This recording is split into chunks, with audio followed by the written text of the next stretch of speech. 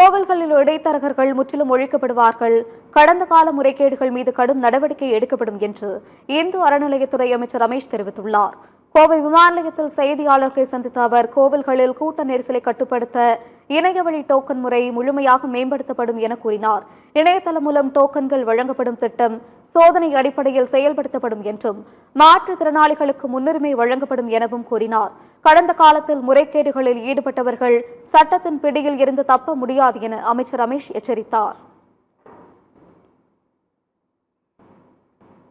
இந்து சமய அறநிலையத்துறையின் கோயில்களில் நடைபெற்ற முறைகேடுகள் பற்றிய ஒவ்வொரு விஷயத்தையும் நான் இப்போ தான் எடுத்து அதற்கான ஆய்வுகளில் ஈடுபட்டுருக்கிறேன். இந்த ஆய்வின் அடிப்படையில் இது எல்லாத்தையும் 360 டிகிரியில் ஆய்வு செய்து இதில் என்னென்ன தவறுகள் நடந்திருக்குன்றதையும் நம்ம பார்க்கறதுக்கான வேலைகளில் ஈடுபட்டுருக்கோம். கொஞ்சம் டைம் ஆகும், அது எல்லாத்துக்குமே உங்களுக்கே தெரியும். ஸோ இது எல்லாத்தையும் பார்த்துட்டு உண்மையிலேயே இது என்ன நடந்திருந்தாலும் இதை பொதுமக்கள்கிட்ட வெளிப்படையாக இந்த மாதிரியான முறைகேடுகளை மக்கள்கிட்ட கொண்டு போய் சேர்க்கிறதற்கும் அந்த முறைகேட்டில் ஈடுபட்டவர்கள் யாராக இருந்தாலும் எவராக இருந்தாலும் எப்பேர் பெரிய ஆளாக இருந்தாலும் அவர்கள் மீது தண்டனை எடுக்கப்படும்ன்றதை மிக தெளிவாக சொல்லுது.